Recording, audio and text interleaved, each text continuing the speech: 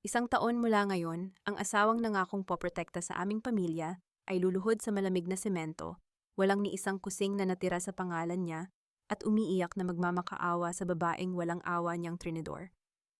Ang lalaking ginamit ang salitang sakripisyo upang pagtakpan ang kanyang kasakiman ay matitikman ang eksaktong impyernong idinisenyo niya para sa akin. Ngunit bago tuluyang gumulong ang hustisya, isang katanungan muna ang kailangang mabunyag. Bakit ang pinakamalaking offshore bank account na naglalaman ng bilyon-bilyong pisong ninakaw sa mga biktima ng bagyo ay patagong ipinangalan sa isang inosenteng 11 anyos na bata? Para sa pamilya natin ito, Sol. Kung mahal mo ang anak natin, pipirmahan mo ang pag-amin na baliw na ang tatay mo. Ang mga salitang iyon ay lumabas mula sa bibig ni Leandro nang walang kaabog-abog, kasabay ng paglapag niya ng 2 makapal na folder sa ibabaw ng malamig na bakal na upuan dito sa pasilyo ng korte. Tinitigan ko ang mga papeles. Ang una ay ang salaysay na nagpapatunay na ang aking ama, si Don Rafael, ay nawawala sa sarili at umaming siya ang nagnakaw ng pondo ng Santa Misericordia. Ang pangalawa ay isang petition for full child custody. Kukunin niya sa akin ang anak kong si Amalia kapag hindi ako sumunod. Tumingala ako at sinalubong ang mga mata ng lalaking dekada kong nakasama sa iisang kama. May namumuong luha sa mga mata niya. Napakagaling. Kung ibang babae lang ako, baka naniwala na akong isa siyang martir na asawa na walang ibang inisip kundi ang kapakanan namin. Sol, intindihin mo naman ako. Pakiusap niya. Ang boses ay nanginginig sa pilit na emotion. Utang na loob natin kay Doña Beatriz ang lahat ng meron tayo. Pinag-aral niya ako. Binigyan niya tayo ng maayos na buhay. Kailangan nating isakripisyo si Papa para hindi madamay si Amalia. Kapag pumirma ka dyan, ipinapangako ko, hindi nila kukunin ang bata sa iyo. Babalik tayo sa dati. Ginamit niya ang anak namin bilang baril at ang sarili niya bilang tagapagligtas. Hindi ako sumigaw, hindi ako umiyak. Naramdaman ko ang pagyelo ng aking dugo, isang malamig na pader na mabilis na itinayo ng aking utak upang harangan ang anumang emosyon na susubok sumira sa aking katinoan. Bago pa man ako makasagot, mabilis na lumapit ang pangkalahatang abogado ng mga Montemayor. Pinasadahan niya ng tingin ang kanyang mamahaling relos bago tumingin sa akin. Attorney Leandro, Mrs. Alarcon, 5 minuto na lang bago pumasok si Judge Pilar de Vera. Kailangan na natin ang pirma para mabasura ang investigasyon bago pa magbaba ng hatol. Nabasag ang pamimilit ng abogado nang biglang mag-ilaw at gumalaw ang cellphone sa loob ng aking bag. Isang tawag mula sa paaralan ni Amalia. Sinagot ko ito at agad bumungad ang nag-aalalang boses ng principal. Sinabi nitong umiiyak ang aking anak sa clinic dahil pinagkakaguluhan siya ng mga reporter at tsismosa sa labas ng gate ng eskwelahan. Tinatawag siyang apo ng magnanakaw at sa pilitang kinukuhanan ng video. Tiningnan ko si Leandro. Siya ang nagpadala ng mga reporter na iyon. Isang patibong para lalo akong ma-pressure at bumigay. Ginagamit niya ang takot ng isang ina upang tapusin ang kaso ngayon din. Kailangan mo nang pumirma, Sol. Mahinang bulong ni Leandro. Hinawakan ang aking balikat na para bang isa siyang asawang handang sumalo ng lahat ng sakit. Nasa panganib ang anak natin. Ako lang ang makakapigil sa kanila. Ibinaba ko ang telepono. Tiningnan ko ang kamay niyang nakapatong sa balikat ko. At tahimik ko itong inalis gamit ang dulo ng aking mga daliri, na para bang isa itong maduming bagay na dumikit sa aking damit. Pamilya, malamig kong sambit. Ang ganda ng salitang iyan kapag galing sa bunganga mo, Leandro. Kumunot ang noo niya, hindi inaasahan ang kawalan ng luha at pagmamakaawa sa aking mga mata. Walang anumang dagdag na salita, tinalikuran ko siya at ang kanyang mga kasinungalingan. Habang naglalakad patungo sa mabigat na pinto ng courtroom, dahan-dahan kong hinila ang gintong singsing sa aking palasingsingan. Ang malamig na metal na naging simbolo ng 10 taong pagkabulag ay madali kong naalis at ibinulsa. Wala nang atrasan. Pagpasok ko sa loob ng bulwagan, bumalot ang nakakabinging katahimikan. Sa unahan, nakaupo sa kanyang wheelchair si Judge Pilar de Vera, Isantilan. Ang huwes na kilala sa kawalan ng awa na walang pinaniniwalaan, kundi ang mga dokumentong may selyo at pirma ng mga makapangyarihan. Handa na siyang ibuslo ang aking ama sa impyerno ng bilangguan. Nakatayo si Papa sa gilid, tahimik, Pilit na itinatago ang panginginig ng kanyang mga kamay. Alam niyang kapag nagsalita siya laban sa mga Montemayor, kami ni Amalia ang susunod na papatayin ng mga ito. Naglakad ako papunta sa gitna ng silid. Hindi pinansin ang matatalim na tingin ng mga taong nag-aabang sa pagbagsak namin. Your Honor, matigas ngunit kalmadong tawag ko. Napaangat ng tingin si Judge Pilar. Ang kanyang malamig na mga mata ay bumakas ng iritasyon.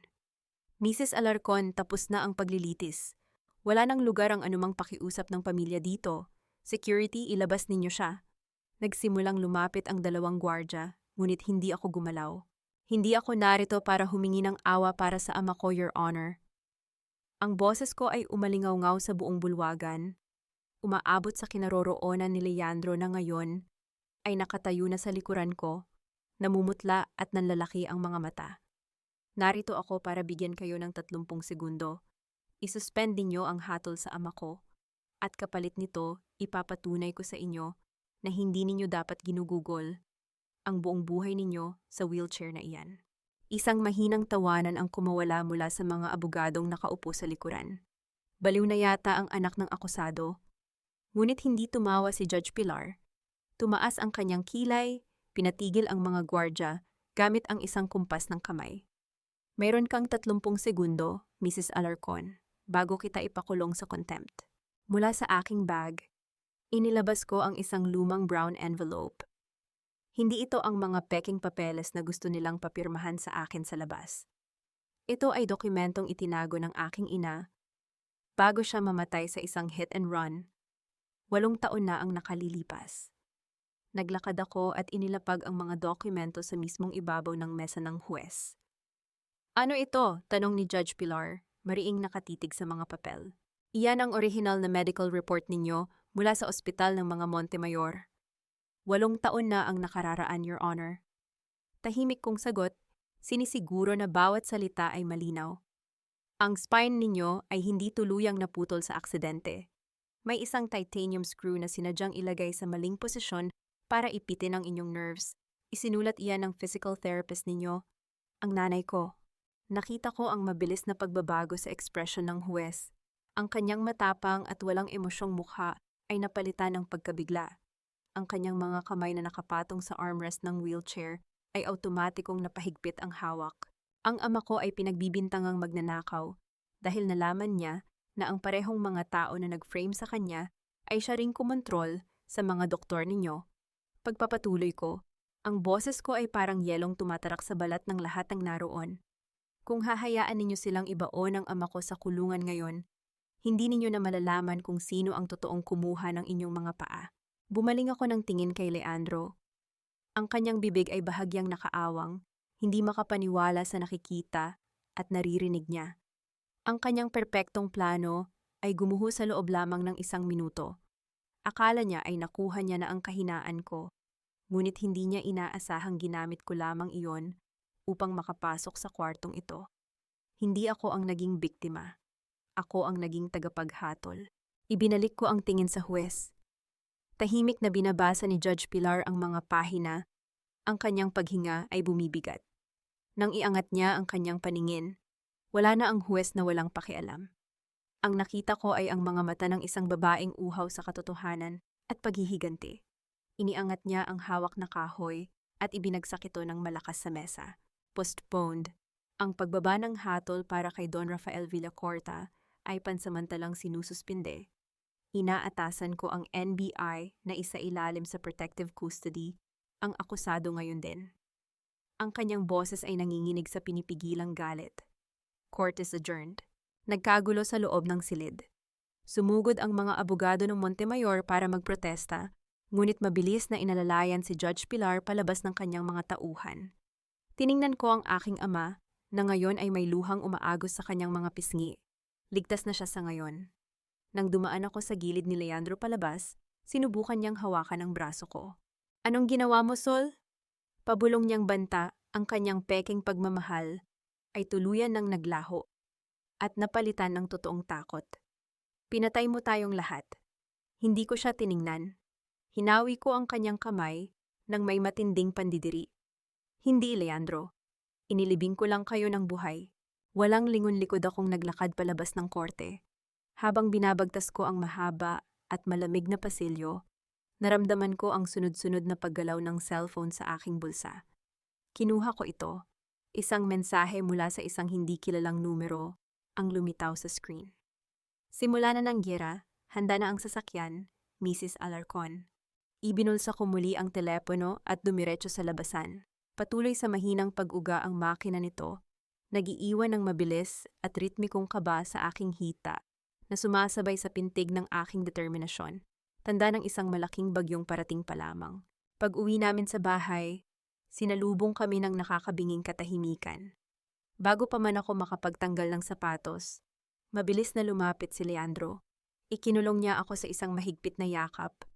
Ibinaon ang kanyang mukha sa aking leeg at nagpakawala ng isang malalim at nanginginig na buntong hininga. Ano bang pumasok sa isip mo, Sol? Bakit mo kinalaban si Judge Pilar? Bulong niya, ang boses ay puno ng peking pag-aalala. Lalo mo lang pinahamak si Papa.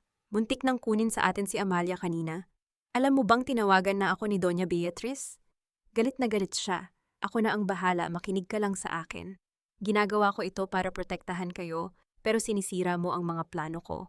Tinitigan ko ang blankong pader sa likuran niya habang yakap niya ako. Naramdaman ko ang init ng kanyang katawan, ang pamilyar na amoy ng kanyang pabango. Ngunit sa pagkakataong ito, nagdulot lamang ito ng matinding pagkasuklam sa aking sikmura. Ganito pala kasakit ang yakapin ang mismong ahas na kumagat sa iyong pamilya. Pinalalabas niyang ako ang may kasalanan, na ang pagtatanggol ko sa aking ama ay isang malaking pagkakamali na siya lamang ang makakapag-ayos. Ngunit hindi ako pumalag. Ipinatong ko ang aking mga kamay sa kanyang likuran. Tinumbasan ang kanyang kasinungalingan ng sarili kong pagpapanggap. Pagod na ako, Leandro. Mahina at walang emotion kong sagot. Magle-leave na muna ako sa trabaho bilang auditor. Ikaw na ang bahala sa lahat. Naramdaman ko ang bahagyang pagluwag ng kanyang yakap. Isang palatandaan ng kanyang tagumpay.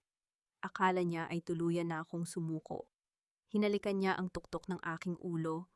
Nagbibitiw ng mga matatamis na salita ng pagmamahal na parang lason, na unti-unting pumapatay sa natitira kong respeto sa kanya. Pagsapit ng madaling araw, nang sigurado na akong tulog na si Leandro dahil sa pantay at mabigat niyang paghinga, dahan-dahan akong bumangon mula sa kama. Walang kahit anong ingay akong nilikha habang naglalakad patungo sa kanyang study room. Binuksan ko ang kanyang laptop. Ang tahimik na pag-ilaw ng screen ay nagbigay ng malamig na liwanag sa aking mukha. Ginamit ko ang aking master access bilang pinunong auditor ng Montemayor Pacific. Ang aking mga daliri ay mabilis at walang pag-aalinlangang gumalaw sa ibabaw ng keyboard. Wala akong pinalampas na detalye. Inilock ko ang aming mga joint accounts at inilipat ang lahat ng personal niyang pondo patungo sa isang blind trust na hindi niya kailanman matutunton. Tinitigan ko ang numero sa kanyang balanse na unti-unting naging 0. Hindi ito pagnanakaw. Ito ay paniningil. Kukunin ko ang lahat ng ipinagmamalaki niya hanggang sa wala na siyang maibigay kay Doña Beatriz. Kinabukasan, habang nasa opisina si Leandro, nagpaalam ako sa aming kasambahay na may bibilhin lamang sa labas. Paglabas ko ng subdivision, isang itim na sasakyan, ang tahimik na huminto sa aking harapan. Ito ang sasakyang tinukoy sa mensahe kahapon. Sumakay ako ng walang pag-aalinlangan. Sa loob ng isang tagong kapehan na walang masyadong tao, naghihintay ang isang lalaking may kalmadong presensya. Si Gabriel, isang dating financial investigator ng NBI na pinili ang magtrabaho sa dilim. Matikas ang kanyang pangangatawan, ang kanyang mga mata ay matalim ngunit hindi nananakot. Nang umupo ako sa kanyang harapan, wala siyang inaksayang oras sa mga walang kwentang paligoy-ligoy. Inilapag niya sa ibabaw ng mesa ang 3 folder, isang dilaw, isang pula, at isang asul. Ang yellow, red, at green reports, tahimik na panimula ni Gabriel, ang kanyang boses ay malalim at nagbibigay ng kakaibang pakiramdam ng seguridad. Ang 3 peking audit reports na ginawa mo 10 buwan na ang nakalipas para subukan kung sino ang naglalabas ng impormasyon sa Montemayor Pacific. Tiningnan ko ang asul na folder. Yan ang report na ibinigay ko lamang kay Leandro. Ang report na naging dahilan kung bakit kinasuhan ang aking ama. Nasa kamay na ito ni Doña Beatriz. Patuloy ni Gabriel, Ibinabalik ang mga folder sa kanyang bag.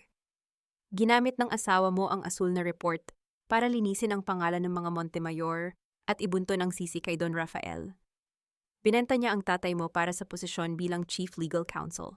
Alam ko, malamig kong sagot, bagaman nakaramdam ako ng pamilyar na kirot sa aking dibdib. Iba pa rin pala ang pakiramdam kapag narinig mo ang katotohanan mula sa ibang tao.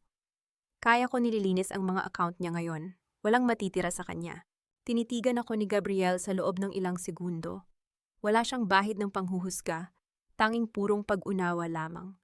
Sa gitna ng laban na ito kung saan ang sarili kong asawa ay itinatrato ako bilang isang hadlang, ang presensya ni Gabriel ay isang ligtas na kanlungan.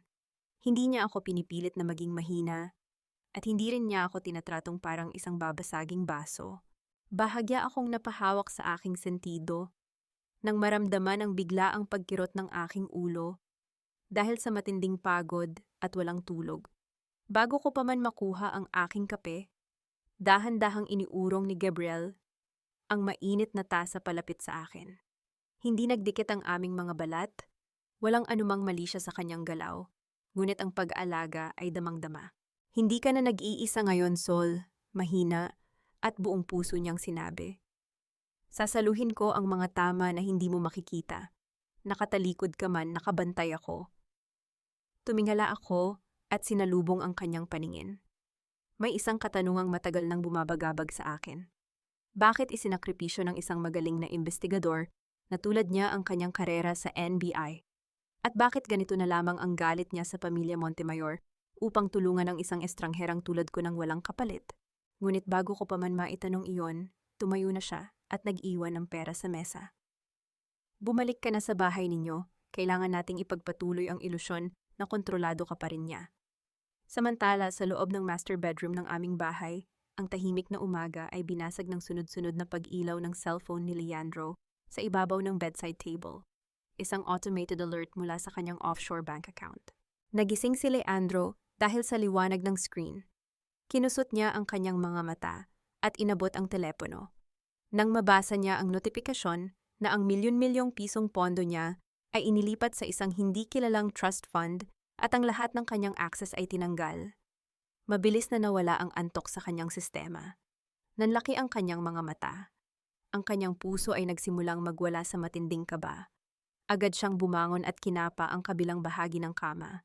Malamig at walang tao. Napatingin siya sa paligid ng kwarto. Ang kanyang hininga ay nagiging mabigat habang unti-unting napagtatanto na ang babaeng inaakala niyang hawak niya sa leeg ay baka siya palang may hawak ng patalim. Tanging ang sumalubong sa kanyang pagkatarantar ay ang malamig na ihip ng hangin mula sa naiwang bukas na bintana. Habang dahan-dahan kong pinapahiran ng mapulang lipstick ang aking mga labi sa harap ng salamin, naglalaro sa screen ng aking tablet ang isang pamilyar na mukha. Si Marites Tess, ang kilalang reyna ng mga tsismosa sa aming barangay, ay kasalukuyang naka-live sa Facebook.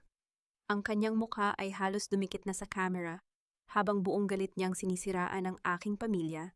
Ibinabandera sa libu-libong nanonood na ang aking amang si Rafael ay isang walang hiyang magnanakaw na ginamit ang pera ng mga biktima ng bagyo para magpakasasa. Bawat salita na lumalabas sa kanyang bibig ay parang laso na sinasadyang ikalat sa buong komunidad, pinapalala ang galit ng mga taong wala namang alam sa totoong nangyayari. Kung nakaraan ito, baka umiyak na ako at nagmakaawa sa kanya na itigil ang paninira. Ngunit ngayon, tiniklop ko ang aking lipstick at malamig na ngumiti sa aking reflection. Ang ingay ng isang mangmang ay ang pinakamagandang armas para mamanipula ang mga nagmamarunong. Kinahapunan, nagtungo ako sa pampublikong pamilihan kung saan madalas tumambay si Tess. Hindi ako nagtago. Naglakad ako ng may taas noong tindig, nakasuot ng isang formal at eleganteng damit na lalong kumuha ng pansin ng mga nagbubulungan. Nang makita kong papalapit si Tess, nagpapanggap na tumitingin ang mga gulay ngunit palihim na nakikinig sa akin. Kinuha ko ang aking telepono at nagsimula ng isang pekeng tawag. Inayos ko ang aking boses. Nilagyan ng kaunting panginginig at takot upang maging kapani-paniwala. Opo, attorney, mahina ngunit sapat na lakas kong sinabi para marinig ng tsismosang nasa kabilang stall. Nakapagtago po si Papa ng isa pang kopya. Ang totoong ledger ng mga pondo ay hindi nakita ng mga pulis.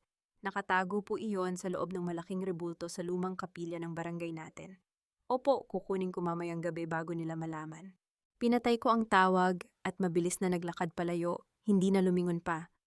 Ngunit mula sa gilid ng aking mga mata, nakita ko ang mabilis na pagkuha ni Tess ng kanyang cellphone.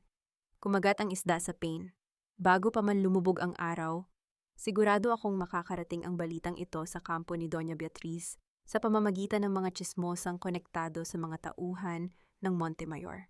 Nang lamunin ng dilim ang kalangitan, ang lumang kapilya sa dulo ng bayan ay binalot ng nakakapanindig balahibong katahimikan.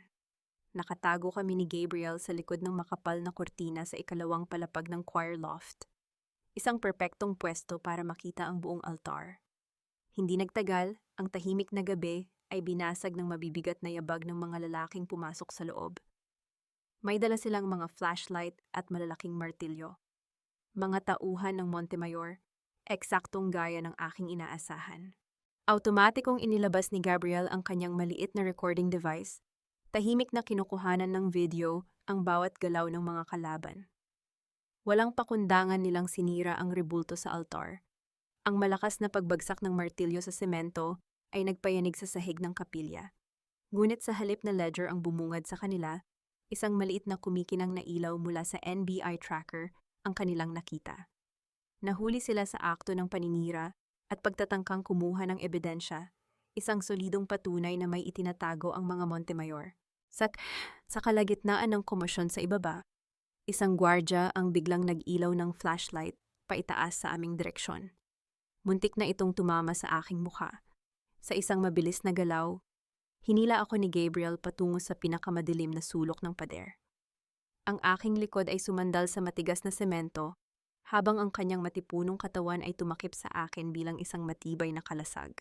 Napakalapit ng aming mga mukha. Ang kanyang isang kamay ay maingat na nakapatong sa likod ng aking ulo upang protektahan ako mula sa pagkabunggo, habang ang isa ay nakakapit sa pader, sa tabi ng aking balikat. Naramdaman ko ang mainit at pantay niyang paghinga na dumadampi sa aking noo. Sa kabila ng panganib na mahuli kami ng mga armadong tauhan sa ibaba, ang tanging nangingibabaw sa aking pandama ay ang malakas at kalmadong pintig ng kanyang puso na dumadampi sa aking dibdib. Walang anumang mali siya sa kanyang paghawak, tanging dalisay na pangako ng proteksyon na kailanman ay hindi ko naramdaman mula sa sarili kong asawa. Nang tuluyang umalis ang mga nabigong tauhan ng Montemayor, marahang lumayo si Gabriel at inayos ang kanyang jacket. Sinabi niyang nakuha na namin ang kailangan namin. Ang patibong ay isang malaking tagumpay. Kinabukasan, ang mainit na kape ni Marites Tess sa kanyang maliit na tindahan ay muntik nang matapon nang makatanggap siya ng isang hindi kilalang mensahe sa kanyang telepono.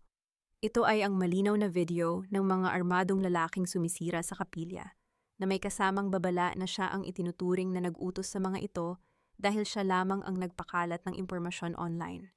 Ang panginginig ng kanyang mga kamay ay hindi niya mapigilan habang unti-unting lumilinaw sa kanyang isipan na ang kanyang mahabang dila ay ginamit upang idawit siya sa isang mabigat na krimen ng NBI. Ang tsismosa na nanira sa aking pamilya ay ngayon ay lalamunin ng sarili niyang takot. Habol ang aking hininga sa matinding kasiyahan at pakiramdam ng tagumpay, binuksan ko ang pinto ng aming bahay pagka-uwi. Handa na akong ipagpatuloy ang pagpapanggap bilang isang mahinang asawa. Ngunit ang bumungad sa akin sa madilim na sala ay hindi ang Leandro na maamong tupa. Nakaupo siya sa gitna ng sofa, ang kanyang mukha ay nababalot ng matinding puot at paghihinala. Sa kanyang nanginginig na kanang kamay, ay hawak niya ang isang pamilyar na bagay, ang luma at nakatagong cellphone ko na ginamit kong pang-contact kahapon. Hindi ko inaasahang mahahanap niya ito sa ilalim ng aking mga damit. Ibinagsak niya ang telepono sa ibabaw ng glass table at tumitig sa akin nang may nakakapasong galit. Sino si G? Malamig at nagbabantang tanong niya, ang kanyang mga mata ay nanlilisik habang hinihintay ang aking isasagot. Ang nakakapasong titig ni Leandro sa screen ng cellphone ay naghudyat na ang laro ng pagpapanggap ay tuluyan ng mag-iiba ng porma. Tinitigan ko ang lumang telepono sa ibabaw ng glass table bago ko dahan-dahang inangat ang aking paningin kay Leandro. Walang kahit anong kaba sa aking dibdib. Sanay na ako sa ganitong uri ng laro. Kinuha ko ang cellphone ng walang pag-aalinlangan at tiningnan siya ng diretso sa mga mata. Saiji, si Doktora Garcia ang gynecologist ko. Malamig at kalmado kong sagot. Ang aking boses ay walang anumang bahid ng pagtatanggol sa sarili. Dahil sa sobrang stress na ibinibigay ng pamilya mo at ng mga paborito mong Montemayor, 2 buwan na akong dinudugo, Leandro. Hindi ko masabi sa'yo dahil masyado kang abala sa pagpaplano kung paano ipakukulong ang tatay ko. Gusto mong tawagan natin si Doktora Garcia ngayon para malaman mo kung gaano nakadelikado ang katawan ng asawa mo. Nakita ko ang bahagyang pagigting ng kanyang panga. Hindi siya tuluyang nakumbinsi, ngunit ang paggamit ko sa aking kalusugan ay isang pader na hindi niya basta-basta mabubuwag nang hindi nagmumukhang halimaw. Kinuha niya ang kanyang silya at padabog na umupo. Huwag mo akong gawing tanga, Sol. Huwag mong isipin na makakalusot ka sa akin. Matigas niyang babala, bagaman wala na ang talim sa kanyang boses. Mula ngayon, babantayan ko ang bawat galaw mo. Walang aalis ng bahay na ito nang hindi ko alam. Hindi ako sumagot. Tinalikuran ko lamang siya at naglakad patungo sa kwarto. Akala niya ay ikinukulong niya ako, ngunit hindi niya alam na binibigyan niya lang ako ng perpektong dahilan para lalong patalasin ang aking mga patalim sa dilim. Kinabukasan, habang nasa isang kunwaring meeting si Leandro sa law firm, palihim akong nagtungo sa maalikabok na silid-taguan ng mga dokumento sa basement ng korte. Naghihintay sa loob si Catalina, ang archivist na naging impormante ko mula pa noong una. Nang isara ko ang mabigat na pintong kahoy sa aking likuran, napansin ko ang kaba sa kanyang mga mata. Alam kong siya ang nagbigay ng impormasyon sa kampo ni Leandro tungkol kay Nurse Mercedes. Siya ang dahilan kung bakit muntik nang masira ang natitirang ebidensya para sa aking ama. Nang magtagpo ang aming mga paningin, hindi na niya kinaya ang bigat ng aking malamig na titig. Bumagsak ang kanyang mga balikat at nagsimulang umagos ang luha sa kanyang mga mata. Ginamit niya ang paboritong sandata ng mga traidor, ang pagpapaawa. Wala akong choice, Sol. Patawarin mo ako, humihikbi niyang paliwanag. Nakahawak sa laylayan ng kanyang uniforme. Kapatid ako sa labas ni Doña Beatriz. Anak ako sa ibang babae ng asawa niya. Pinangakuan niya ako. Kinilala niya ako, Sol. Sabi niya, ibibigay niya sa amin ang bahay na tinitirhan ng nanay-nanayan ko ngayon at papayagan niya akong dalhin ang apelidong Montemayor kung tutulungan ko siyang linisin ang gulo ninyo. May malubhang sakit ang nanay ko. Hindi ko pwedeng hayaang mapalayas kami sa sarili naming bahay. Tiningnan ko siya mula ulo hanggang paa. Isang babaeng handang ipagbili ang hustisya kapalit ng isang mumo ng atensyon mula sa isang pamilyang hindi naman siya itinuturing na tao. Parehong-pareho sila ni Leandro. Laging may malungkot na kwento upang pagtakpan ang kanilang kaduwagan at kasakiman. Lumapit ako sa kanya. Dahan-dahan kong kinuha ang isang malinis na tissue mula sa aking bag. Inangat ko ang aking kamay at maingat kong pinunasan ng luha na tumutulo sa kanyang pisngi. Napatigil si Catalina, tila umasa na nakuha niya ang aking simpatya. Ngunit ang aking mga mata ay nanatiling yelo. Itago mo ang mga luha mo para sa burol ng nanay mo, malamig kong sambit, bago ko ibinagsak ang gusot na tissue sa ibabaw ng kanyang mesa. Mula sa aking folder, inilabas ko ang isang kopya ng dokumento mula sa Registry of Deeds at ibinagsak ito sa kanyang harapan. Basahin mo yan, Catalina, utos ko. Ang bahay na ipinangako sa iyo ni Doña Beatriz? Inilipat na niya ang titulo sa isang dummy corporation 2 araw na ang nakararaan. Walang bahay na mapupunta sa inyo. Ipinagbili mo ang sarili mo para sa isang pangakong kailanman ay hindi ibibigay sa isang anak sa labas na katulad mo. Nanlaki ang mga mata ni Catalina. Nanginginig ang kanyang mga kamay habang binabasa ang mga letrang nagpapatunay na siya ay ginamit at itinapon lamang. Ang sakit ng panloloko ay rumihistro sa kanyang mukha, ngunit wala akong naramdamang awa. Ngayon, mamili ka. Pagpapatuloy ko, ang aking boses ay nagiging isang matalim na utos. Maging mata ko sa loob ng Montemayor Pacific. Ibigay mo sa akin ang bawat galaw ni Beatriz o ipapadala ko ang mga ebidensya ng sabwatan ninyo sa NBI. Pareho kayong makukulong ng nanay mong may sakit. Ano ang pipiliin mo? Hindi na siya nakasagot. Ang sunod-sunod na pagtango niya habang humihikbi ng tahimik ay ang tanging kumpirmasyon na kailangan ko. Nakuha ko na ang aking espiya. Handa na sana akong umalis nang makuha ng isang lumang CCTV monitor sa sulok ng kwarto ang aking atensyon. Ipinapakita nito ang live feed mula sa main lobby ng gusali.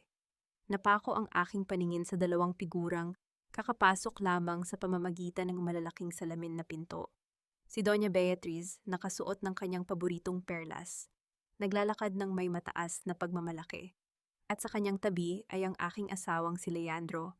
Nakasunod siya rito na parang isang masunuring aso. Ngunit hindi ang presensya nila ang nagpabilis ng tibok ng aking puso. Ito ay ang hawak ni Leandro sa kanyang kanang kamay. Isang pamilyar na asul na folder. Ang blue report na naglalaman ng mga peking numero na ibinigay ko sa kanya noon upang subukan ang kanyang katapatan. Ano ang balak nilang gawin sa dokumentong iyon ngayon? Sinundan ko sila ng tingin sa screen habang sa aking isipan ay umaalingaw-ngaw ang matalim na pagbagsak ng mga takong ni Doña Beatriz sa makintab na marmol na sahig ng gusali. Isang babala na ang totoong giyera ay ngayon pa lamang magsisimula. Binalot ng mabilis na balita ang buong kumpanya bago pa man lumubog ang araw. Isang biglaang aksidenteng sunog ang sumira sa server room ng Montemayor Pacific. Walang natirang kagamitan. Umuwi si Leandro ng gabing iyon na may bahagyang amoy ng usok na pilit tinakpan ng kanyang mamahaling pabango. Pumasok siya sa kwarto, nakayuko, at nagpapanggap na bitbit ang lahat ng kalungkutan sa mundo. Wala na Sol, madrama niyang panimula. Lumapit upang subukang hawakan ang aking mga kamay. Nasunog ang buong server room. Kasamang naging abo ang CCTV footage na magpapatunay sanang wala si Papa sa opisina nang mangyari ang nakawan. Wala na tayong laban. Pumayag ka na kasing umamin siya para hindi na lumaki ang gulo. Ayokong madamay pa si Amalia sa lahat ng ito. Tinitigan ko ang kanyang mga mata, na pilit nagkukunwaring may awa. Binaboy niya ang salitang proteksyon. Alam ko at alam niya na siya mismo ang nag-utos na sunugin ang kwartong iyon upang burahin ang nag-iisang ebidensya ng inosensya ng aking ama. Dahan-dahan kong binawi ang aking mga kamay mula sa kanyang pagkakahawak, tumalikod at naglakad patungo sa aking study table. Ang akala ng mga taong tulad mo, kapag nasunog ang isang kwarto, nabubura na rin ang katotohanan. Malamig kong sambit habang mabilis na binuksan ang aking laptop. Pero bilang isang auditor, Leandro, alam kong ang pera ay laging nag-iiwan ng bakas, kahit sa ilalim ng abo. Ipinaharap ko sa kanya ang screen. Sa tulong ni Gabriel at ng aking sariling pag-iimbestiga, inilantad ko sa kanyang harapan ang isang hidden file. Ipinakita ko ang malinaw na pag-trace ko sa mga dummy corporations na tumanggap ng bilyon-bilyong pondo na para sana sa mga biktima ng bagyo. Nakita ko ang biglaang paninigas ng kanyang panga. Nawala ang maskara ng malungkot na asawa. Ngunit hindi iyon ang huling balako. Pinindot ko ang susunod na pahina. Ang pinakamalaking dummy account na ginamit mo para magtago ng ninakaw na pera, Leandro? Kalmado ngunit nag-aapoy kong boses, habang itinuturo ang pangalang nakarehistro sa offshore trust fund na dokumentado sa screen. Nakapangalan sa 11 anyos nating anak, kay Amalia. Nanlaki ang mga mata ni Leandro. Nahuli siya sa sarili niyang bitag. Nagsimula siyang manginig at, gaya ng inaasahan sa isang duwag na napanalo, mabilis na naghanap ng palusot. Para sa future ng anak natin yan, Sol. Pasigaw niyang depensa, pilit binabaligtad ang sitwasyon para magmukha siyang biktima. Bakit ba hindi mo maintindihan ang sakripisyo ko? Ginagawa ko ito para hindi na siya mahirapan paglaki niya. Wala kang alam sa mga pinagdadaanan ko sa kumpanyang iyon at sa mga utos ni Doña Beatriz para lang mabigyan ko kayo ng marangyang buhay. Hinawakan ko ng mahigpit ang picture frame ni Amalia na nakapatong sa mesa. Bumaon ang mga kuko ko sa kahoy hanggang sa pumuti ang aking mga buko. Pinipigilan ang aking mga kamay na manginig sa sobrang galit na gustong sumabog. Gusto ko siyang saktan. Gusto kong sirain ang mukha ng lalaking nasa harapan ko. Pero hindi ko ibababa ang sarili ko sa level ng isang desperadong kriminal. Tinitigan ko siya ng diretso sa kaluluwa. Ang boses ko ay parang yelong tumatarak sa kanyang balat. Hindi ka nagsakripisyo para sa anak natin, Leandro. Isinakripisyo mo siya para iligtas ang sarili mo. Ginawa mo siyang pananggalang sakaling pumalpak ang mga sindikatong pinagsisilbihan mo. Hindi siya nakasagot. Sino sa sandigan ba yan ang kasabwat ninyo para lusutin ang account na ito na nakapangalan sa isang minor de edad? Malamig kong tanong, tinitingnan siya na parang isang basurahan na nagkalat sa aking pamamahay. Sa halip na aminin ang totoo, nanaig ang kanyang desperasyon na pagtakpan ng lahat. Bigla siyang sumugod upang agawin ang laptop mula sa aking mga kamay. Nagkaagawan kami. Sinubukan niyang isara ang screen upang burahin ang mga files. Sa gitna ng aming pagtatalo, tatalo, binasag ng matinis at paulit-ulit na pag-ilaw at pagtunog ng aking telepono sa ibabaw ng mesa ang tension. Isang tawag mula sa city jail. Binitawan ko ng bahagya ang laptop para sagutin ang tawag. Ang boses ng warden sa kabilang linya ay mabilis, walang awa at nagdulot ng lamig na gumapang sa aking gulugod. Isinugod sa ospital ang aking ama dahil sa isang matinding stroke sa loob ng kanyang selda. Sa pagkabigla ko, tuluyang lumuwag ang aking hawak at umalingaw-ngaw ang nakakabinging tunog ng pagbagsak ng laptop sa matigas na sahig. Pagdating ko sa ospital, ang lamig ng pasilyo ay tila tumagos hanggang sa aking mga buto. Nang mabuksan ko ang pinto ng kwarto, bumungad sa akin ang aking amang si Rafael. Nakaratay, walang lakas, at hindi makapagsalita dahil sa matinding stroke na tumama sa kanya sa loob ng mapang-aping selda. Ang matapang na lalaking nagturo sa aking lumaban ay ngayon ay nakadepende sa mga makina upang huminga at mabuhay. Sa unang pagkakataon, naramdaman ko ang pagguho ng yelong matagal nang nakabalot sa aking puso. Muntik nang manginig ang aking mga tuhod sa bigat ng sitwasyon. Ngunit bago pa man tumulo ang aking luha, bumukas ang pinto sa aking likuran. Pumasok si Leandro, may dalang-dalawang mainit na kape, at nakangiti sa doktor na parang isang ulirang asawang nag-aalala sa kanyang biyenan. Nang lumabas ang doktor, mabilis na nawala ang maamong mukha ni Leandro. Lumapit siya sa akin at inilapag ang kape, ngunit ang kanyang mukha ay inilapit niya sa aking tainga upang bumulong ng mga salitang may dalang purong lason. Tingnan mo ang ginawa mo sa kanya, Sol, malamig at may diin niyang banta. Ito ang napapala ng mga taong hindi marunong sumunod. Kapag lumaban ka pa at ipinilit mo iyang mga ebidensya mo, sinisiguro ko sa iyo, baka hindi na aabot ng bukas ang tatay mo. Hindi ako sumigaw, umiyak, o gumawa ng iskandalo. Tiningnan ko lamang siya. Ang aking mga mata ay nag-aapoy sa matinding pandidiri na walang katumbas na salita. Hindi ko kinuha ang kape. Gamit ang isang matalim na titig, itinuro ko ang pinto. Walang boses, ngunit malinaw ang mensaheng nais kong iparating. Umalis ka bago ko kalimutan na nasa loob tayo ng pampublikong lugar. Nakita ni Leandro ang seryosong banta sa aking mga mata. Kaya't dahan-dahan siyang umatras at lumabas ng kwarto. Iniiwan akong mag-isa upang panoorin ang naghihirap kong ama. Lumabas ako ng kwarto at sumandal sa malamig na pader ng pasilyo, pilit na pinapakalma ang nanginginig kong sistema. Sa gitna ng aking pag-iisa at pakikipaglaban sa aking mga emotion, naramdaman ko ang paglapit ng isang pamilyar at kalmadong presensya. Si Gabriel.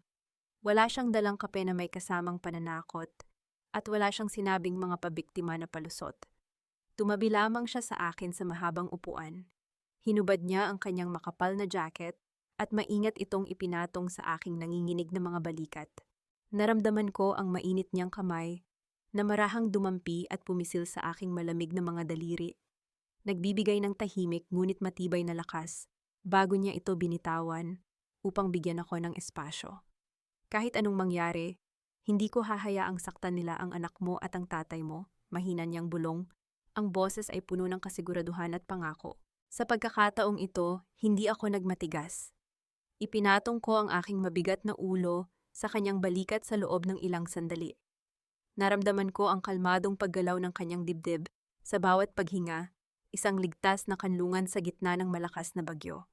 Ito ang pakiramdam ng nirerespeto at pinoprotektahan. Hindi bilang isang pag-aari na kailangang manipulahin, kundi bilang isang kaparehang karapat-dapat ipaglaban. Matapos ang ilang segundo ng pagbawi ng lakas, mabilis na naglaho ang kahinaan at tuluyang bumalik ang yelo sa aking mga mata. Inangat ko ang aking ulo, kinuha ang aking telepono at nag-dial ng isang numero. Tinawagan ko si Catalina. Ang traidor na ngayon ay hawak ko sa leeg gamit ang kanyang sariling mga kasinungalingan. Nang sagutin niya ang linya, Malamig at walang pusong lumabas ang aking utos. Simulan na natin ang phase 2. Nang ibaba ko ang telepono, isang mahalagang katanungan ang biglang pumasok sa aking isipan. Nang paalis si Leandro kanina, matapos niya akong pagbantaan, nakita ko siyang huminto sa nurse's station at bumulong sa head nurse bago tuluyang nawala sa paningin ko. Ano ang ipinag-utos niya rito? Mabilis akong tumayo at bumalik sa kwarto ng aking ama.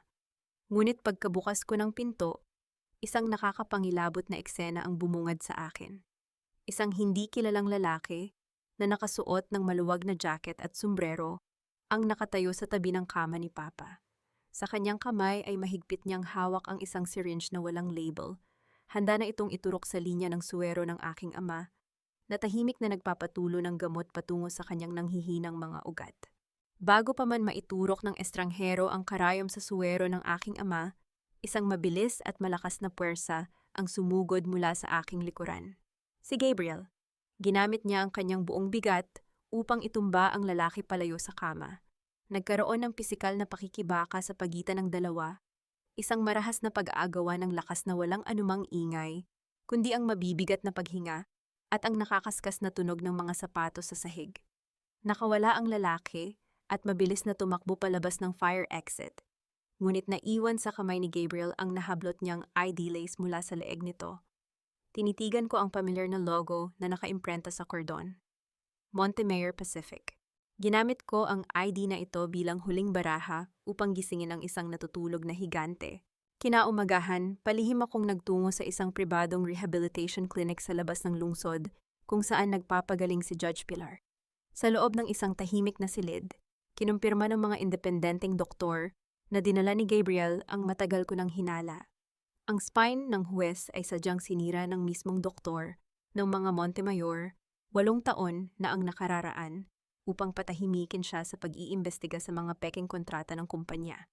Nakita ko ang matinding panginginig ng mga kamay ni Pilar habang mahigpit niyang hawak ang medical report. Ang kanyang mga mata, na dati walang awa at nagyayelo sa loob ng korte, ngayon ay nagliliyab sa galit ng isang biktimang pinagkaitan ng katarungan sa mahabang panahon. Sa tulong ng bakal na hawakan sa kanyang gilid, pinilit niyang iangat ang kanyang sarili mula sa wheelchair. Tinitigan niya ang kanyang refleksyon sa malaking salamin habang nakatayo ng walang tulong sa unang pagkakataon sa loob ng halos 1 dekada. 3 segundo. 3 segundong kalayaan na naging sapat upang magbago ang ihip ng hangin sa larangan ng aming laban. Huwag tayong mag-ingay, Your Honor. Malamig at mapagkalkula kong payo habang dahan-dahan siyang inaalalayan pabalik sa upuan. Gusto ko silang makitang nagdiriwang bago natin sunugin ang kastilyo nila. Pumayag siya nang walang anumang pag-aalinlangan. Bilang ganti sa katotohanang ibinigay ko sa kanya, palihim na naglabas si Judge Pilar ng isang mahigpit na protective custody order para kina Rafael at Amalia.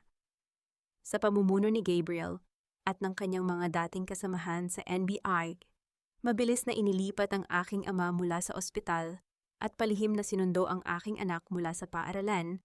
Dinadala sila sa isang tagong safe house na labas sa impluensya at kapangyarihan ng mga Montemayor. Kinahapunan, tuluyang nabaliw si Leandro. Ang kanyang mga alas na ginagamit upang panakot sa akin ay nawala sa isang iglap. Sunod-sunod ang pag-ilaw at pag-vibrate ng screen ng aking telepono dahil sa kanyang mga tawag. Nang sagutin ko ito, bumungad ang kanyang boses na puno ng peking pag-aalala na mabilis na uwi sa desperasyon at pag-aamok. Sol, nasaan kayo? Nawawala si Papa sa ospital at wala si Amalia sa school. Sigaw niya, ang kaba sa kanyang dibdib, ay dinig na dinig sa kabilang linya. Alam mo ba ang ginagawa mo? Papatayin tayo ni Doña Beatriz kapag hindi mo sila ibinalik. Hindi ako natinag. Nasa akin ang anak ko, kalmado at walang emosyon kong sagot. Ang aking boses ay parang kutsilyong pumutol sa kanyang pagwawala.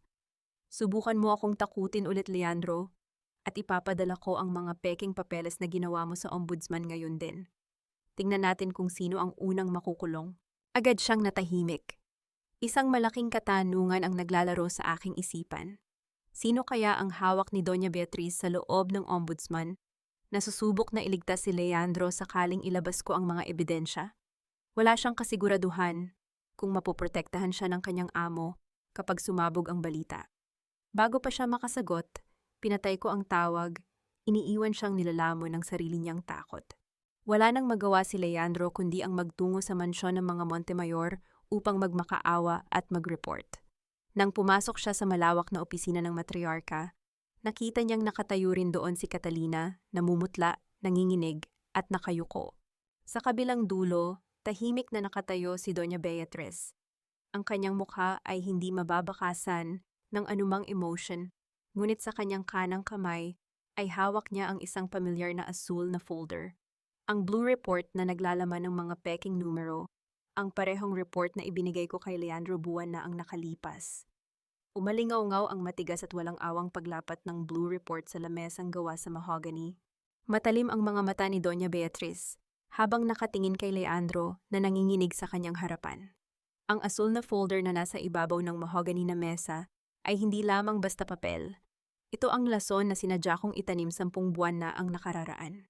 Nadiskubre ng mga auditor ng Montemayor na ang mga numero sa huling pahina ng report, kapag pinagsama-sama, ay naglalaman ng isang hidden code. Isang bakas na direktang tumutukoy sa personal na offshore account ni Beatriz bilang pangunahing tatanggap ng ninakaw na pondo. Isang patibong na hinihintay ko lamang sumabog sa mismong mukha ng aking asawa. Bumagsak ang mga tuhod ni Leandro sa matigas na sahig. Ang lalaking laging nagmamalaki sa kanyang titulo bilang abogado ay ngayon ay umiiyak at nagmamakaawa na parang isang batang inagawan ng paboritong laruan. Utang na loob ko po sa inyo ang buhay ko, Doña Beatriz. Hindi ko po kayo ipagkakanulo kailanman. Sigaw niya, pilit inaabot ang laylayan ng damit ng matriarka. Ang asawa ko, si Sol ang may gawa niyan. Inilagay niya ang mga code na yan para i-frame kayo at sirain tayo. Isang malamig na ngiti ang sumilay sa labi ni Beatriz. Tiningnan niya si Leandro na parang isang maduming basahan na ginamit lamang pamunas ng putik. Utang na loob? Hindi utang na loob ang tawag dyan, Leandro. Binili ko ang kaluluwa mo. Malamig at puno ng laso na sambit ng matanda. Pinakain kita, pinag-aral kita, at binihisan kita para maging kapaki-pakinabang. Pero kung hindi mo kayang kontrolin ang asawa mo, ikaw ang ipapakain ko sa mga aso. Inutusan ni Beatriz si Leandro na gumawa ng isang public affidavit. Pilit siyang pinapaako ang lahat ng kasalanan sa pagbubukas ng mga dummy accounts upang iligtas ang kumpanya. Kung tatanggi siya, binalaan siya ni Beatriz na hindi na aabuti ng bukas ang buhay ko at ng sarili naming anak. Gaya ng isang duwag na alipin na laging kumakapit sa kapangyarihan ng iba, mabilis na tumango si Leandro. Ibinenta niya muli ang kanyang pamilya para lamang iligtas ang kanyang sariling balat. Sa loob ng aming tagong safe house, malinaw naming naririnig ang bawat salitang lumalabas sa kanilang mga bibig. Salamat sa maliit na listening device na palihim at sa pilitang inilagay ni Catalina sa loob ng bulsa ng coat ni Leandro bago ito pumasok sa opisina. Habang pinapakinggan ang pagmamakaawa ng lalaking pinangakuan akong aalagaan habang buhay, wala akong naramdamang kahit anong kirot. Tanging malalim na pagkasuklam lamang sa kanyang walang hanggang pagiging ipokrito. Tahimik na nagtimpla ng kape si Gabriel sa isang gilid. Ang kanyang mga galaw ay banayad at puno ng pag-iingat upang hindi makaabala sa aking pakikinig. Dahan-dahan siyang lumapit at inilapag ang mainit na tasa sa aking harapan. Walang anumang salitang lumabas sa kanyang bibig, ngunit ang simpleng gawain na ito ay nagbigay ng isang mainit at nakakapanatag na pakiramdam sa aking dibdib. Isang matinding kaibahan sa malamig at walang awang mundo na pinili ng aking asawa. Ngunit ang audio feed ay nagdala rin ng isa pang nakakapangilabot na revelasyon. Matapos palayasin ni Beatriz si Leandro mula sa opisina, dinig na dinig namin ang pag-uusap ng matriarka at ng kanyang pinagkakatiwalaang kanang kamay. Iniutos niya na iligpit din si Catalina sa oras na matapos ang paglilitis, upang walang matirang dumi sa kanyang pangalan. Isang mahalagang tanong ang nabuo sa aking isipan. Ano ang gagawin ngayon ni Catalina? Matapos marinig mismo sa audio feed na ang inang pinaglilingkuran niya kapalit ng pagkakanulo sa hustisya ay handa siyang ipapatay anumang oras. Kinabukasan, pinatawag ni Doña Beatriz si Catalina sa tahimik na silid ng archives. Walang anumang bahid ng konsensya sa mukha ng matriarka nang iabot niya ang isang dokumento sa kanyang anak sa labas. Nakatitig si Catalina sa bagong birth certificate na hawak niya, ang kanyang mga kamay ay nanginginig at ang kanyang paghinga ay bumibigat nang makita ang linyang nakalaan para sa pangalan ng ina. Ito ay blanko, walang nakasulat. Tahasang binubura ang anumang ugnayan ng dugo nila. Sa kalagitnaan ng nakakapasong katahimikan, kung saan gumuho ang mundo ng isang anak na naghangad lamang ng pagmamahal, umaling-awngaw ang pamilyar, at nakakabinging tunog ng pagkapunit ng papel. Malamig na pinagmasdan ni Doña Beatriz ang mga napunit na piraso ng papel na dahan-dahang bumagsak sa sahig. Walang anumang bahid ng konsensya o awa sa kanyang mga mata habang nakatitig sa lumuluhang si Catalina. Para sa matriarka, ang emosyon ng isang mababang uri ay isang nakakairitang abala na hindi dapat pag-aksayahan ng oras. Bibigyan kita ng pera, Catalina, dahil naging kapaki-pakinabang ka. Ipapagamot ko ang nanay-nanayan mo, matalim at puno ng pag-alipusta niyang panimula. Ang kanyang boses ay tila yelong dumudurog sa natitirang pag-asa ng kanyang kaharap. Pero huwag na huwag mong aasayang dadalhin mo ang apelyidong Montemayor. Ang mga anak sa labas na tulad mo ay ginagamit lang, hindi kinikilala. Pinakain kita at binigyan ng trabaho. Isang malaking pabor na iyon para sa isang basurang bunga lamang ng pagkakamali ng aking asawa. Kaya matuto kang lumugar at isara ang bibig mo. Gumuho ang buong mundo ni Catalina. Ang bawat salita ni Beatriz ay parang matalim na humiwa sa ilusyong matagal na niyang pinanghahawakan. Tama si Sol mula sa simula. Wala siyang halaga sa pamilyang ito, kundi isang hamak na kasangkapan. Ginamit siya gamit ang mapanlinlang na utang na loob, ngunit sa ilalim ng kanyang takot at pagkabigo, isang malakas na apoy ng galit ang biglang nag-alab sa dibdib ni Catalina. Tahimik at palihim niyang pinindot ang recording app sa kanyang teleponong nakatago sa malalim na bulsa ng kanyang palda. Tingin mo ba ay makakatakas kayo sa ginawa ninyo kay Don Rafael? Nanginginig man ay lakas loob na tanong ni Catalina, sinusubok ang hangganan ng pagmamayabang ng matanda. Isang nakakabinging halakhak ang kumawala kay Doña Beatriz. Ako ang batas sa lugar na ito, Catalina. Huwag mong hintaying ipasapit ko sa inyo ng nanay mo ang ginawa ko sa pakialamerang physical therapist na nanay ni Sol. Napakadaling mag-ayos ng isang aksidente sa daan para patahimikin ang isang taong masyadong madaming alam. Katulad din ng kung paano ko inayos ang operasyon para gawing paralisado ang inutil na huwes na si Pilar. Walang sino man ang pwedeng humadlang sa Montemayor. Nakuha na ni Catalina ang sapat na bala. Bago pa man lumalim ang gabi, isang mabilis na pagkatok ang umalingaw-ngaw sa pintuan ng aming safe house. Binuksan ito ni Gabriel at pumasok ang isang basang-basang Catalina dahil sa malakas na ulan. Namumutla siya at nanginginig ang mga labi, ngunit ang kanyang mga mata ay nagpapakita ng isang determinasyong ngayon ko lamang nakita sa kanya. Lumapit siya sa akin at inabot ang isang maliit na USB drive. Hindi siya lumuhod upang magmakaawa at hindi rin niya ginamit ang sakit ng kanyang ina upang makakuha ng simpatya. Nandyan ang pag-amin niya, nanginginig niyang paliwanag, habol ang kanyang hininga. Sinabi niya kung paano niya pinatay ang nanay mo at kung paano niya sinira si Judge Pilar. Hindi ko hinihingi ang kapatawaran mo, Sol. Alam kong naging duwag ako at tinulungan kong sirain ang tatay mo. Pero ngayon, hustisya ang gusto ko. Ipakulong mo ang halimaw na yan. Tinitigan ko ang maliit na itim na bagay sa kanyang nanginginig na palad. Kinuha ko ito nang walang anumang emosyon na nababakas sa aking mukha. Hindi nito mabubura ang ginawa mo kay Papa Catalina. Malamig kong sambit habang isinisilid ang ebidensya sa aking bulsa. Pero sapat na ang hakbang na ito para iligtas ang sarili mo mula sa paglubog ng barko nila. Lumayo ka na bago ka pa nila matuntun. Pagkaalis ni Catalina, agad naming isinalpak ni Gabriel ang USB sa laptop upang pakinggan ang nilalaman nito. Binalot ng katahimikan ang kwarto habang pinapakinggan namin ang malinaw na pagmamalaki at kayabangan ni Doña Beatriz. Ngunit nang marinig ko ang bahagi kung saan walang awa niyang inamin ang pag-uutos na sagasaan ng aking ina, tumigil ang pag-ikot ng aking mundo. Ang matagal ko nang hinala na pilit ibinabaon ng mga pulis bilang isang simpleng hit and run ay naging isang malamig na katotohanan. Pinatay nila ang aking ina para protektahan ang kanilang nakaw na yaman. Naramdaman ko ang biglaang pagkawala ng lakas sa aking mga tuhod. Ang yelong matagal na pumipigil sa aking mga emosyon ay biglang nabasag. Bago pa man bumagsak ang aking katawan sa sahig, mabilis na sumugod si Gabriel.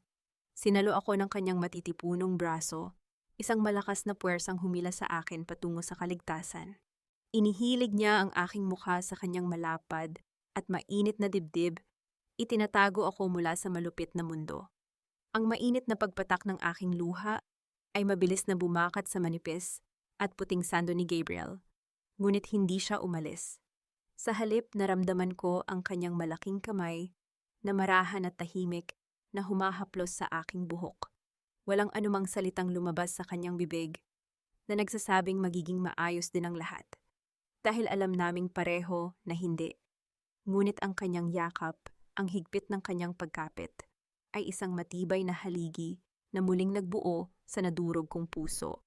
Ito ang uri ng pag-aalaga na hindi humihingi ng kapalit. Makalipas ang ilang minuto ng pagbuhos ng aking emosyon, dahan-dahan kong inilayo ang aking sarili.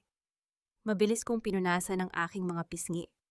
Ang panandaliang kahinaan ay tuluyan ng naglaho, napalitan ng isang nakakapasong determinasyon. Handa na ang lahat ng bala para sa huling digmaan. Isang tanong na lamang ang natitira. Ano kaya ang magiging reaksyon ng mga halimaw paggising nila bukas? Bago pa man tuluyang sumikat ang araw, isang formal na presensya ng mga otoridad ang gumising sa marangyang mansyon ng mga Montemayor. Inabot ng mga unipormadong tauhan ng korte kay Leandro at Doña Beatriz ang mga opisyal na dokumento mula sa hukuman. Kinuha ni Leandro ang papel ng may kampanting ngiti, umaasang ito ay pormalidad lamang para sa huling pagdinig ni Don Rafael. Ngunit nang basahin niya ang mga nakasulat, unti-unting nawala ang lahat ng dugo sa kanyang muka.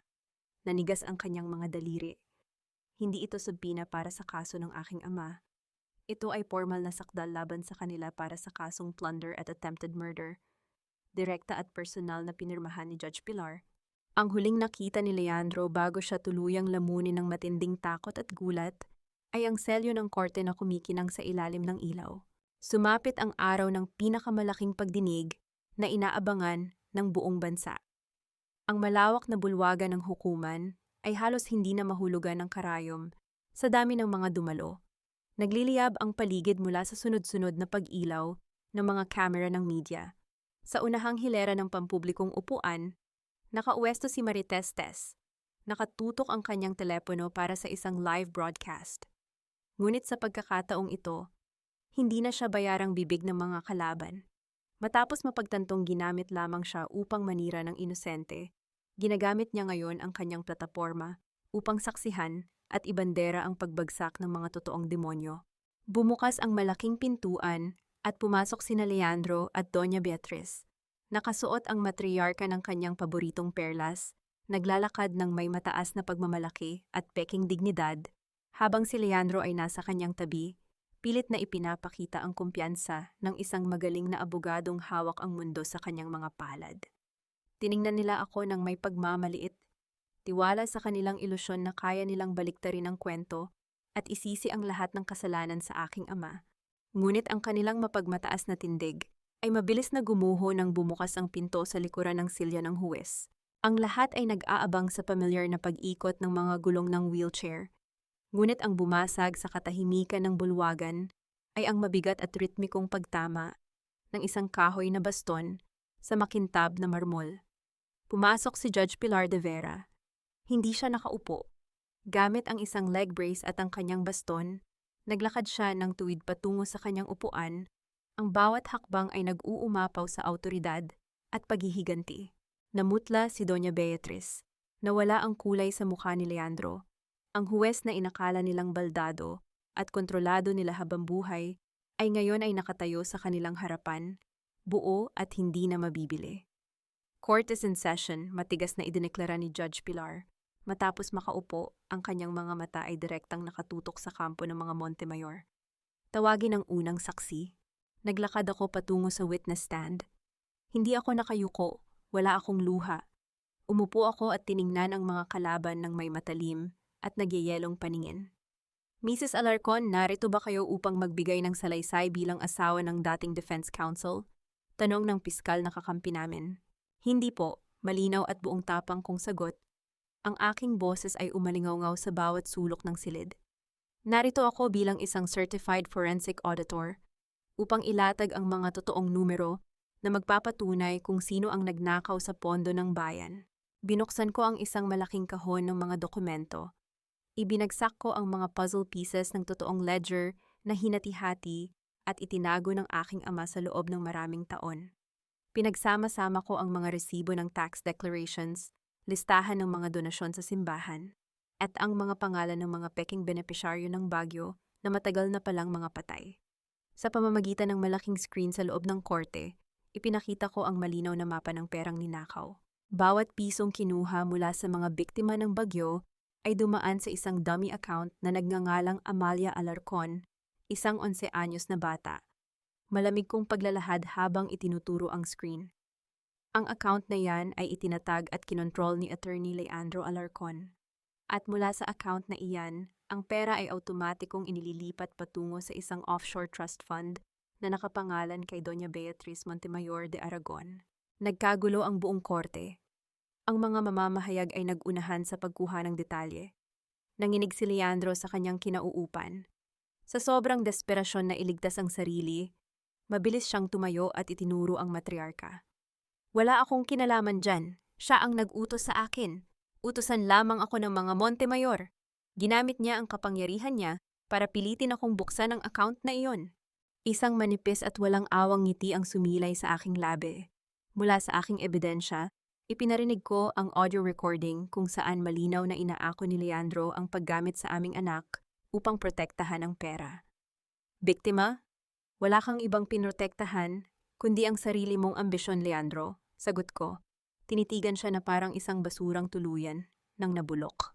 Nang mapagtanto ni Doña Beatriz na wala na siyang kawala at idinawit pa siya ng kanyang sariling tuta, sumabog ang kanyang pagpapanggap. Tumayo siya, nanlilisik ang mga mata at nagsimulang magwala. Ang kanyang dating eleganteng anyo ay napalitan ng isang baliw na karikatura ng kasakiman. Wala kayong karapatang gawin ito sa akin. Sigaw niya, itinuturo ang huwes at ang buong paligid. Ang kanyang boses ay nanginginig sa matinding poot. Ako ang nagpakain sa inyong lahat. Ang kumpanya ko ang nagbigay ng trabaho sa mga probinsyang ito. Utang ninyo sa akin ang mga buhay ninyo. Kung wala ako, mga patay gutom kayong lahat. Wala kayong utang na loob. Nanatiling tahimik at malamig si Judge Pilar habang pinapanood ang pagwawala ng matanda. Inangat ng huwes ang mabigat na kahoy na martilyo at ibinagsak ito sa mesa. Isang tunog na tuluyang pumatay sa kapangyarihan ng mga Montemayor. Walang utang na loob na makakabili ng hustisya sa korte ko, pinal at nakakapasong hatol ng huwes. Ipinag-uutos ko ang agarang pag-aresto kay Doña Beatriz Montemayor at Leandro Alarcon na walang karapatang magpiyansa. Sumabog ang kasiyahan sa loob ng korte. Ang mga biktima na matagal ng pinagkaitan ay hindi napigilang magdiwang. Mula sa unahang hanay ng mga manunood, nakita ko ang aking ama, si Don Rafael. Nakaupo siya doon, hindi pa rin lubos na makapagsalita. Ngunit isang napakatamis at mapayapang ngiti ang gumuhit sa kanyang mga labi. Ang imperyong nagpahirap sa kanya ay tuluyan ko ng ginawang abo. Mabilis na lumapit ang mga pulis kina Leandro at Beatriz. Habang pilit na inilalayo ang nagsisigaw na matriarka, lumapit ang isang opisyal kay Leandro. Sa kanyang matinding pag-aamok at pagkadesperado, pilit siyang kumawala at sumugod sa direksyon ko. Hinawakan niya ng mahigpit ang aking braso, ang kanyang mga mata ay nakikiusap at puno ng luha. Sol, asawa mo ako. Parang awa mo na, huwag mo itong gawin sa akin. Tiningnan ko ang kanyang kamay na nakakapit sa aking damit. Bago pa man ako makapagsalita, marahas na hinila ng pulis ang kanyang mga braso patalikod. Naramdaman ko ang pagkawala ng kanyang hawak sa akin, kasabay ng malamig na pagdikit at paglock ng makapal na bakal na posas sa kanyang mga pulso. Bago tuluyang ilipat si Leandro sa kustodya ng NBI, binigyan kami ni Gabriel ng 5 minuto sa loob ng isang maliit at madilim na holding room. Pumasok ako at humakbang papalapit sa lalaking minsan kong tinawag na asawa. Ang malamig na paglapat ng seradura ng pinto mula sa labas ay naghudyat na kaming dalawa na lamang ang natitira. Wala nang mga reporter, wala nang mga abogadong magtatanggol sa kanya. Pagkakita niya sa akin, bumagsak siya sa kanyang mga tuhod. Umiiyak na parang isang musmos na nawawala. Nawala na ang lahat sa akin, Sol. Pagmamakaawa niya, pilit na inabot ang laylayan ng aking damit gamit ang kanyang mga nakaposas na kamay. ngunit mabilis akong humakbang paatras upang hindi niya ako madumihan. Maawa ka naman para kay Amalia. Asawa mo ako. Tinulungan kita noon nung walang-wala kayo. Bakit mo ginagawa ito sa pamilya natin? Hindi ako sumigaw. Wala akong itinapon na gamit. Tiningnan ko lamang siya mula ulo hanggang paa, na parang isang nakakadiring insekto na tapakan man ay magdudulot pa ng mantsa sa aking sapatos. Muli na naman niyang ginamit ang salitang pamilya upang pagtakpan ang kanyang kasamaan. Nag-iilusyon na may utang na loob ako sa mga baryang itinulong niya noon. Mula sa aking bag, inilabas ko ang isang nakatuping papel at inilapag ito sa malamig na sahig, saktong tapat ng kanyang nakayukong mukha. Tingnan mo yan, Leandro, malamig kong utos. Nanginginig siyang sumilip sa papel. Ito ang pinakabagong bank statement ng kanyang personal na account. 0 balance. Namumutla niyang inangat ang kanyang paningin sa akin. Hindi makapaniwala sa nakikita ng kanyang mga mata. Wala ka ng kahit ano, Leandro.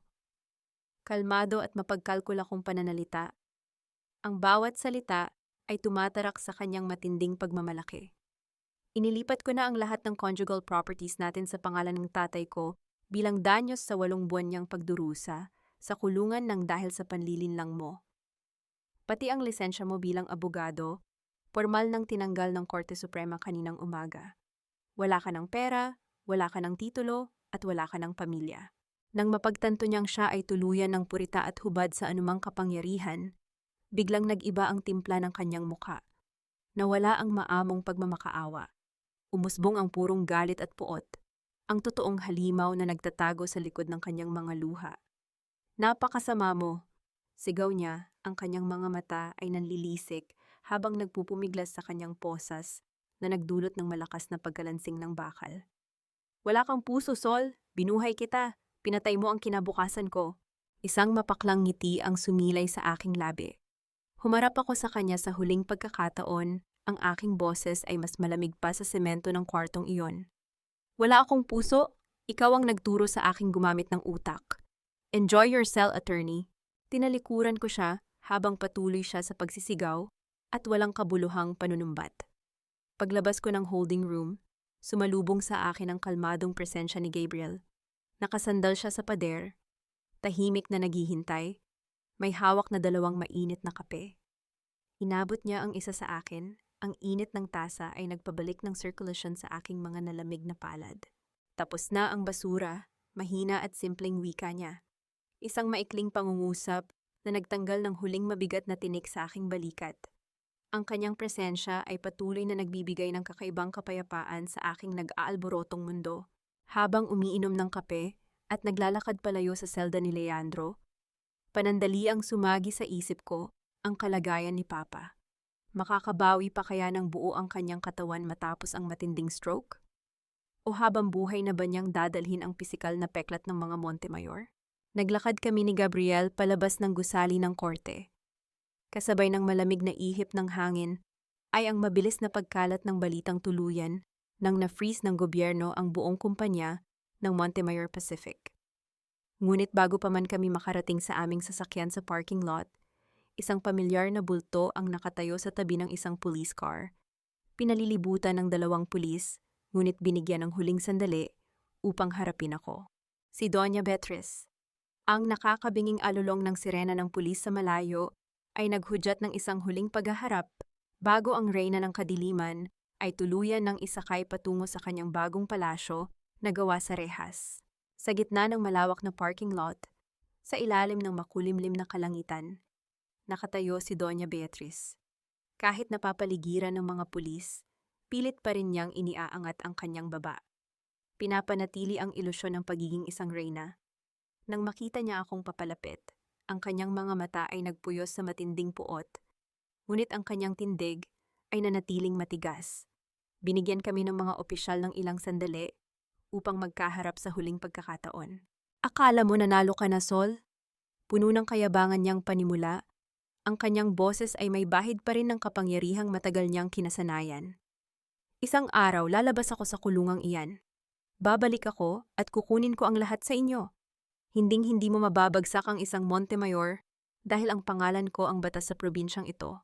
Sa halip na matakot, isang payapa ngunit napakalamig ng ngiti ang sumilay sa aking mga labi. Tinitigan ko ang matandang babaeng pilit na kumakapit sa kanyang naglalahong korona, nabubuhay sa sarili niyang kasinungalingan. Wala ka nang babalikan, Doña Beatriz. Kalmado kong tugon. Ang bawat salita ay parang mabigat na bato na ibinabagsak sa kanyang harapan. Habang nakaupo ka sa loob ng korte kanina, ibinigay ko na sa media ang lahat ng listahan ng mga inagawan mo ng lupa, mga magsasakang pinatay mo sa gutom, at mga negosyanteng nilinlang mo gamit ang mga peking kontrata. Kalat na sa buong bansa ang totoong mukha mo. Ngayon, ikaw na ang pinagkakautangan ng loob ng buong probinsya at maniwala ka. Sisingilin nila ang bawat sentimo ng may patong. Nakita ko ang mabilis na pagguho ng kanyang pagmamalaki. Ang kanyang mga mata ay nanlaki sa matinding gulat nang mapagtanto niyang hindi lamang ang kanyang pera ang kinuha ko, kundi ang kanyang imahe, ang nag-iisang bagay na pinakamahalaga sa kanya, ang kanyang kaluluwa. Bago pa siya makapagsalita at tuluyang magwala, maingat ngunit mahigpit siyang inalalayan ng mga pulis, papasok sa likuran ng patrol car. Ang matigas na paglapat ng pintuan ng sasakyan ay naging huling tuldok sa mahabang at malupit na pamumuno ng pamilya Montemayor. Tinalikuran ko ang sasakyan ng mga pulis at naglakad patungo sa naghihintay na kotse ni Gabriel. Pagkasakay ko sa passenger seat, isinara ko ang pinto at binalot ako ng tahimik at ligtas na espasyo. Sa unang pagkakataon, mula nang magsimula ang buong gulong ito, pinakawalan ko ang isang malalim at nanginginig na buntong hininga. Naramdaman ko ang kagyat na pagbaba ng aking mga balikat.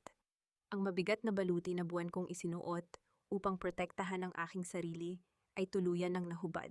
Tahimik na pinaandar ni Gabriel ang makina ng sasakyan.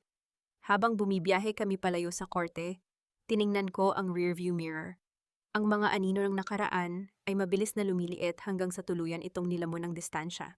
Sa kalagitnaan ng aming paglalakbay, dahan-dahang inabot ni Gabriel ang aking kamay na nakapatong sa gitnang console ng sasakyan. Ipinatong niya ang kanyang malaki at mainit na palad sa ibabaw ng aking mga nalamig na daliri. Hindi ako umiwas. Hindi ko inalis ang aking kamay. Sa simpleng haplos na iyon, naramdaman ko ang isang matibay na pangako na hindi ko na kailanman haharapin ang mga bagyo ng mag-isa. Walang salitang binigkas, ngunit nagkaintindihan ang aming mga puso. Habang pinagmamasdan ko ang sikat ng araw na dahan-dahang tumatagos sa bintana ng sasakyan at nagbibigay ng ginintuang liwanag sa aming magkahawak na kamay, isang bagong katanungan ang umusbong sa aking payapang isipan. Ano ang naghihintay sa kinabukasan ng isang babaeng piniling sunugin ang nakaraan upang mabuhay ng malaya? Isang taon matapos ang unos, ang sikat ng araw ay nagbibigay ng mainit na liwanag sa malawak at modernong opisina ng bagong tatag na Esperanza Center. Nakatayo ako sa harap ng malaking bintanang salamin, nakasuot ng eleganteng puting suit, pinagmamasdan ang tahimik na takbo ng lungsod. Ang sentrong ito na isinunod ko sa pangalan ng aking ina ay nagsisilbing kalasag ng mga mahihirap na pinagkaitan ng hustisya at nilinlang ng mga taong nasa kapangyarihan. Hindi ko na kailangang magtago sa anino ng ibang kumpanya at hindi ko na kailangang maging sunod-sunuran sa sistema ng mga kurakot. Ako na ngayon ang nagmamay-ari ng sarili kong kapalaran at nagtatakda ng sarili kong mga patakaran. Mula sa labas ng aking opisina, nakikita ko ang aking amang si Don Rafael. Nakaupo siya sa waiting area, masayang nagtuturo kay Amalia kung paano maglaro ng chess.